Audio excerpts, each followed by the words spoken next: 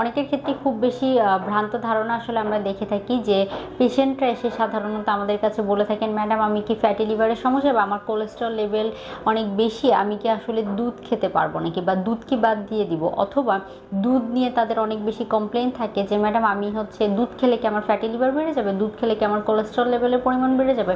অবশ্যই দুধ খেলে বা দুধকে আপনি যদি অতিরিক্ত পরিমাণে জাল দিয়ে, আমরা যেটাকে বলি সর ফেলে, অথবা দুধকে অনেক দীর্ঘ সময় ফুটিয়ে সেটাকে অর্ধেক কমিয়ে ফেলে যদি গ্রহণ করি, সেটা কিন্তু শারীরিক জটিলতা করতে পারে অথবা রক্তের কোলেস্ট্রল লেভেলের পরিমাণ বাড়িয়ে দিতে পারে। কিন্তু আপনি যদি এক জাল দিয়ে দুধ গ্রহণ করেন তাহলে সেটি আপনার তেমন কোনো ক্ষতি করবে না। কিন্তু আপনার যদি ফ্যাটি লিভার থাকে, কোলেস্ট্রল লেভেল বেশি থাকে, আমরা সাধারণত বলে থাকি আপনি এগুলো মানে ফুল ফ্যাট দুধ অথবা গরুর দুধের পরিবর্তে লো ফ্যাট দুধ যেগুলো আছে সেগুলোকেও চুজ করতে পারেন, সেগুলোও খাদ্য তালিকা অন্তর্ভুক্ত করতে পারেন।